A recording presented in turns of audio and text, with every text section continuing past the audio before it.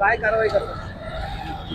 Police station सदर बाजार हद्दीतील मामा चौक ते उडपी चौक, त्याचबरोबर रूपा पैलवान चौक हा जो परिसर आहे याच्यात सायंकाळी व्यतिरिक्त दिवसा 9 ते रात्री 9 पर्यंत आपण 4 व्हीलर, 3 व्हीलर आणि जड वाहनांना प्रवेश बंदी करत आहोत.